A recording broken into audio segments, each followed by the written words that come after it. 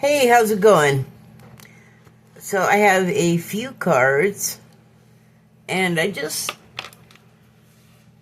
know I talk about the same thing all the time, because I don't feel like the things I talk about have reached their conclusion.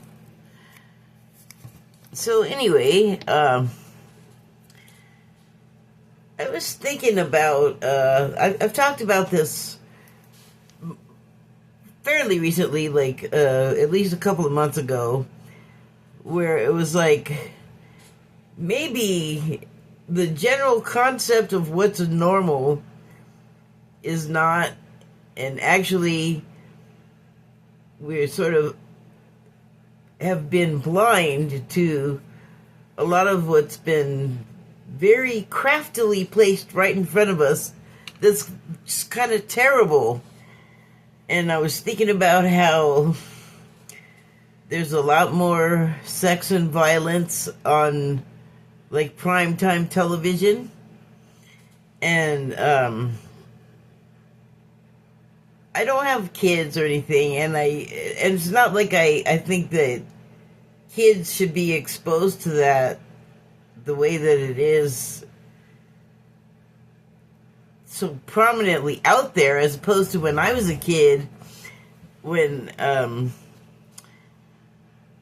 I mean, it was kind of it was kind of ridiculous, but over my lifetime, what you can see on television or in a movie has gone from a married couple not being able to sleep on the same bed, or if a man or a woman were on a same bed, they both had to have a foot on the floor or something crazy like that.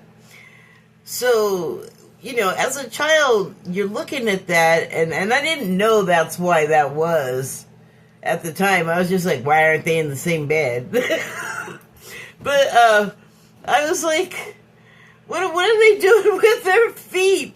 What is it? You know what it made me think of just now is they'd be in these ridiculous positions. Like, they're supposed to be having, like, a passionate moment. They're, making out or whatever, but they're on a twin bed, and they're both, like, kind of sideways, and they're both, like, reaching back with a foot to get it on the floor, and then, like, the upper half is over here, all arms around each other, and so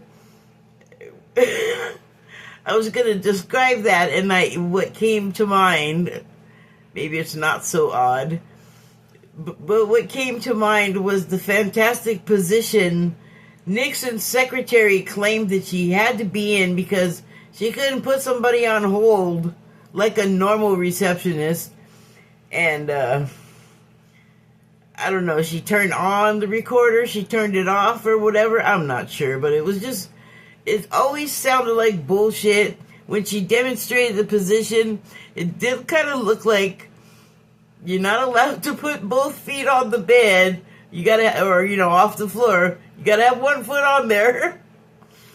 I don't know. So, I don't think it's all that weird, because I think timelines are so crashing into each other, and like, like, as I've mentioned, in the not so distant past, so many unresolved, I guess, timelines still want their due, and it feels like everything's coming back all at once. And so for that image of Nixon's secretary, who is sort of parallel to what the current president is doing, or she was the secretary of Nixon, so the president then, his activities are not exactly the same, but there are a lot of similarities. Although, well, I can just say the Republican plan has had a lot of time to develop since Nixon, and between Nixon and now, lots of whatever you call what, outfits like Turning Point USA is doing with students and recruiting them in I don't want to call it grooming, but they are certainly shaping their minds. You know, like if there's even an inkling, I think if they're going to lean hard right, they're all over these kids. And so, impressionable minds, what are you going to do? Anyway, and even that is like, if it were truly altruistic, if it was truly well-intentioned, that, you know, Turning Points wanted to push this narrative with people and bring people on board to their point of view, you know, if there was anything serious about it, maybe I could take it seriously, but I can't. Especially, well, if you're paying attention to that at all I can say is Erica Kirk. But the point is that it kind of doesn't matter whether, like, you're in the Matrix or not, or if you know, realize that there's the, are you serious right now?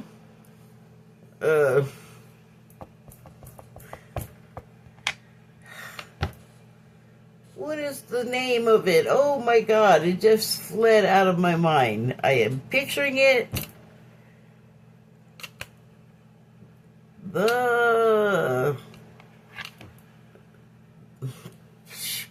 Oh my God. It's like the God that's not the real God, but doesn't know it's not the real God. What's the name of that? The Demiurge. Jeez, come on, sticky brain.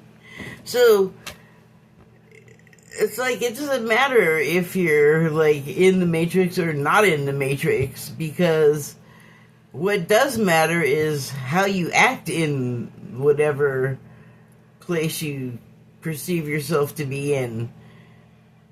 I mean, under all of it, you know, like, the reality that a normie, perhaps, might call normal, where, you know, underneath and connected to everything in industries and iconic institutions that you always thought you could believe in, that you grew up with, and then you find out, as everyone is now, because these blisters are opening all over where society is, so we can see this, there's rot inside. It's not what it claimed, like the modeling industry. Oh my God, recruiting of all of the girls and women, and the modeling industry itself, like, it seems like it's allegedly a lot of trafficking, and also what it's always looked like, getting women all dolled up, or in the case of, like, Victoria's Secret, in next to nothing, and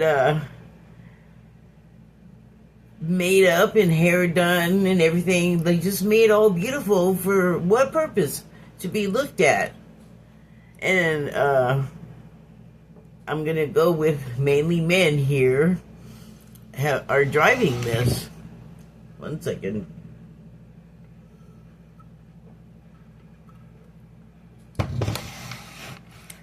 It's in entertainment. It's everywhere. It's even there if it's not a part of it. That it's not necessarily like organized trafficking, but you can get passed around from family to extended family and not even leave your neighborhood. So it's not only pervasive, it's like, you know, it's like a virus. It wants to get in a viable subject and start rotting away the morals. And so when you kind of realize that, like, there are threads of that going through the whole everything, the world, you know, what we can perceive, what we can conceive, it is all through everything, because we didn't know it was there, because it is part of everything. It's just like a poisonous plant putting up like a fake sort of luring appearance that makes it look like, oh, this is safe to eat, and then you get over there and the thing eats you, you know. So that's I feel like that's kind of the actual normal. And again, wherever you place yourself in the continuum, the confused continuum that I've mentioned, no matter what it comes down to is your behavior in the situation. And that could extend from like how you treat whoever you're in any given situation with, or if you're there by yourself, like what choices you make to whatever entity, I guess, it matters to, and also matters to us in like the most important and largest ways ever. You just kind of want to like do the right thing to do the right thing, you know, but you have a choice. You don't have to do. And like, what's right? What do I mean by right? Well, I mean, don't like steal stuff from people, right? Don't take food out of somebody else's mouth if they need it too, you know, or don't, take stuff that's not yours, that kind of thing. Don't, end people. Don't hurt them in all of the ways that people can be hurt. Don't do that. Just like real basic things. And it really is kind of a matter of like, I don't know if I want people doing that to me, so don't give them a reason to, and don't do it to other people, I guess, Seems kind of simple. I mean, that kind of thing. And yeah, things can get complicated, and this family, and this life, and this belief, but what I'm saying is, do your best at all of that too, but keep in mind, you're in the Matrix, remember? So, I mean, whatever happens, we do the best we can. And the thing, like, if things are scary right now, and everything's not even halfway begun to be out, I don't think. There's plenty that you can find out there. God knows, I've been watching documentaries all day. Not on that subject alone, but they are a major part of my feed, I have to admit. I have to ask myself, like, what is my goal there anyway? Like, what is the point of me paying so much attention to that? I'm not sure. It's not, like, the best thing to look at. I have to, like, stop looking all the time and, like, look at other things, animal videos, like, whatever else, polar opposite of that mess, but there are a lot of choices. But again, in those choices are those dark threads, like the people that you just are like, they're your favorite people in entertainment, and then you find out things about them and you're like, I don't know what to do about that. Because can you still like what they're doing despite the thing that they're not publicly advertising that you have happened upon, that is alleged, and in some cases have found to be the case? So, I mean, again, there's another situation where you're left with the choices, You want to give it up, go away from it all? I mean, you can certainly do that. It is your choice. Do you want to continue with life the way you'd been living it with a new awareness? You can also do that too. You're going to be faced with choices, but that is kind of the condition of living, is being faced with choices. So, yeah, there's a lot of stuff that is distressing, and that is an appropriate feeling for experiencing the stuff that's going on. That's as it should be. I think that's what that's what we're supposed to be doing, I think. So, I guess my point is trying to be it's gonna be okay ultimately. Because once we run through this set of circumstances, there's gonna be more. Things pass. This too shall pass. Okay, so I have some cards.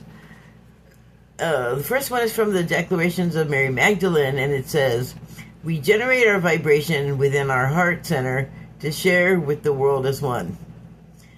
And I really like that because in the scary circumstances that make you have all the feelings, there you are with the choices. And so if you're in the scary world with the dark threads, but you're, walking through the dark, yourself the light, because you realize exactly what you're walking through.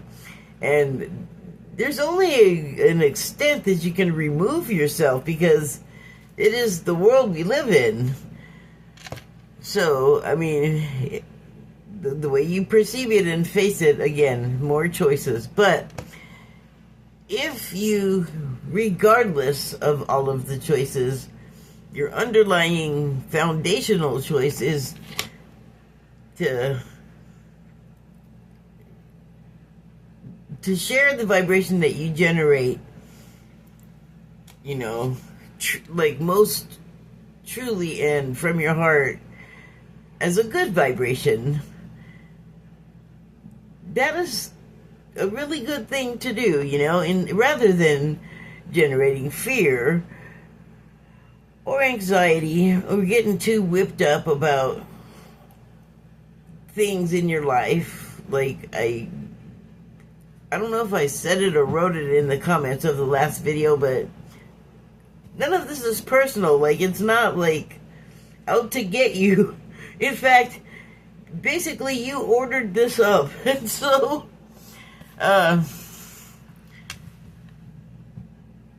it can, like I said, it can be distressing, it can be scary, and yes, it can. Let it do that. That's as it should be, and then move on to the next set of circumstances, I guess. Like, I guess what I'm saying is, actually what I'm saying is, I'm telling you to do stuff. Don't do anything because I'm telling you to. What I'm actually saying, I should phrase it this way, because it's more accurately what I want to say. This is how I am dealing with these things, these thoughts that have come into my mind that apparently I have to do something with. But, sharing it with other people is also what I'm doing, because not everybody is going to do what I'm doing. Not everyone is going to think about it this way, and might just be interesting to listen to, might be inspiring, because we all got our own stuff. Okay, so I have 3 Gemstone Whispers cards, and that's the bottom. Oh, no, it's not. So the first one is Hematite, and the subtitle is Devil. Hell is empty and all the devils are here.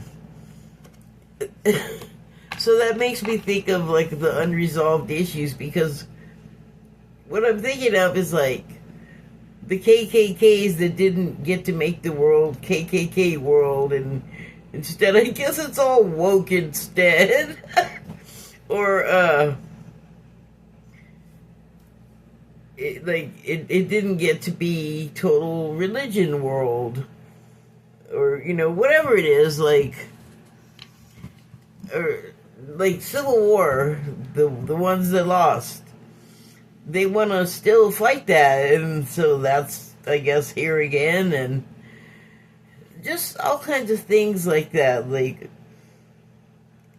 I guess, lost wars and unrequited wins in past situations. Nazi Germany, seems like we got a lot of that bubbling up again. So, yeah, like, all at once, everything, the racism stuff, you name it. And, yeah, the hell's empty because the devils are all here to stir up that crap again. But no, I mean, it's more than that. I mean, they need resolution too. I was fine with the resolution. I wasn't there for most of the aftermath. It doesn't sound great, but I'm grateful to people that were. Thank you for your service. Okay, and so the subtitle, I read that, hell is empty and the devils are all here. I can move on to the next card, which is the Great Star of Africa. Looks like a big old diamond. And the subtitle is Envy. Did I show the hematite before? Sorry. Here you go. There's a look at how that card looks. Well, I'm getting a lot of reflection off of there. Anyway, it's black. I guess it like sucks in black and absorbs it like light too. Okay, so Great Star of Africa, and the subtitle is Envy. Big old chunky diamond, looks like. And it reads, Envy is the religion of the mediocre. It comforts them, it smooths their worries, and finally it rots their souls, allowing them to justify their meanness and their greed until they believe these to be virtues. So, as far as that goes, the envy, what I see, what came to mind immediately was the President and the Secretary of War. They are so try-hard for people to think that they are cool and like strong men. I don't know what is up with that. Like, it's like the looks maxing people. Like, who are you doing that for? Like, who are you deciding likes what? Like, who are you talking to about this stuff? Who? I'm so confused. You need answers. I need answers. But yeah, I mean, I feel like their whole personas are put on and sort of informed by, like, cuckoo ideas about what's what. Like, you know what a rad Bible passage would be? That one from Pulp Fiction. They must not have been able to hire Samuel L. Jackson to come in and do a live recitation. But it's just, like, so obvious, like, bro, reality's over here. Get your head out of the Pulp Fiction and out of the G.I. Joe cartoon or whatever, wherever you get your ideas about the service members from. Oh my God, that pull-ups video will forever have a sprinkled free space in my mind. Couldn't quite pull them off. Then the real soldiers come in and are all boop, boop, boop, boop, boop. I was like, oh my God. But, I don't know. I guess the alleged alcohol consumption gives your visions of grandeur, more power, more souped up, more gassed up. Oh my. And yes, I think that is for both men who they are really trying hard to portray themselves as these guys that they clearly are not. You can say it as loud and with whatever words you think sound good, but actions speak a lot louder than words, bro. You never heard that before. So, they are in the position, but I don't think they're 100% confident. And so I think they are, like, trying to take on these attributes of men that they envy and wish that they actually were when they're no one is these cartoon people, though, that they're, you know, like, it's your perception. Again, the alcohol might interfere with that operating perfectly. So, okay, the next card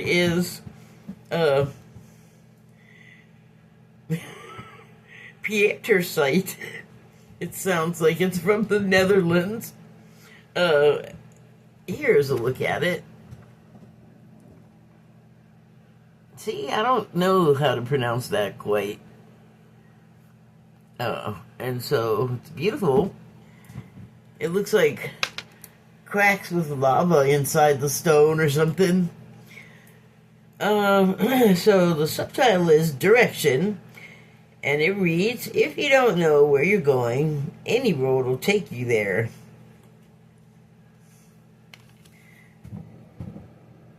You know, it's interesting because when I read that, it comes across like whatever road you come across is your choice to take.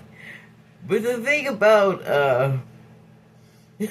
about free will, though, is like you can decide to go one way, but if it's not the right way that the situation calls for, you will be guided from the path that you chose, that you thought was your choice to make. Well, them choices and circumstances will put you right back into having to deal with the situation and whatever you were trying to avoid in the situation that you didn't deal with.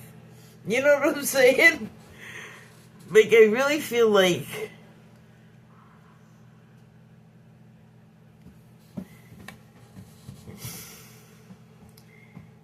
yeah, like you can't, sometimes I guess you can't just take any old road. The reason why I'm blurring out there is because I'm remembering that I just recently said online, and I'm not ever sure which thing I said prompted people to block me and take off, but one person did, and I'm pretty sure it was because of this, and it was because I said that it makes me nauseous when people say vote blue, no, it makes me nauseous when people say vote blue no matter who, because you don't want to get a Kristen Sinema, you don't want to get a John Fetterman, you don't want to get whoever the next one coming down the pipe that is questionable. Oh, I was going to say Swalwell, because it's more than, I'm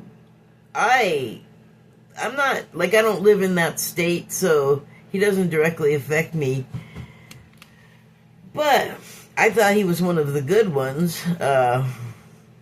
Turns out he was more of a Matt Gaetz type character, which is also not surprising, considering, you know, where the source is coming from.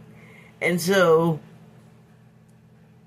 the thing is like, they gotta quit keeping people like that a secret. I mean, like, what are they protecting of yours? You know what I'm saying? Like, if we don't approve of this kind of people, and they know, like, Massey talked about Gaetz running around and showing people gross pictures and telling them gross stories. You know, and I don't know if they didn't want to hear or not. Massey sure seems like he doesn't want anyone to think he was, like, in favor of it. And there have been a couple of other people that have said, oh, yeah, that's not good.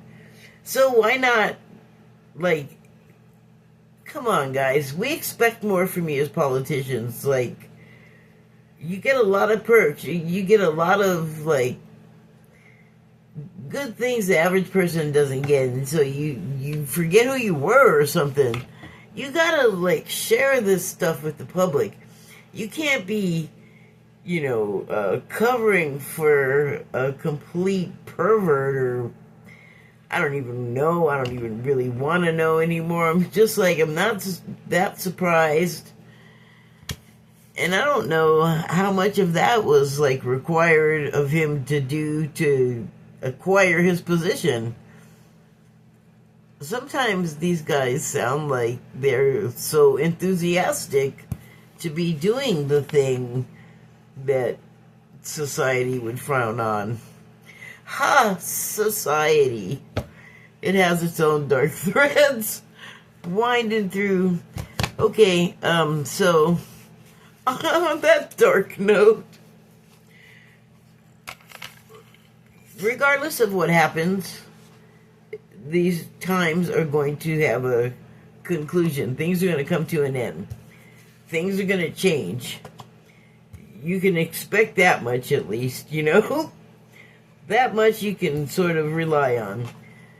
And we're all a lot stronger than we give ourselves credit for. Because none of us, we haven't really had to do this, like, uprising stuff and speaking up and paying closer attention to, like, oh, wow, this is happening. Oh, wow, when that happens, it screws up my life this way. Oh, wow. Like, you gotta get oh, wow about things, I guess. And, again, I don't like to be, like, when I do this, I don't want it to come across as me telling people to do stuff. However, in this particular instance, when it comes to, you know, well, we have a decision to make. Do we want to live in the world where, like, whatever happens, nobody cares? There was plenty of that already in the world, you know? And then there's other, I guess you could say, the woke. Because it seems like woke encompasses everything that is non-conservative, white nationalist, exclusionary, I'm sure there's a word for it, but just the thinking that you're a class above somebody else, you know, when really no one is.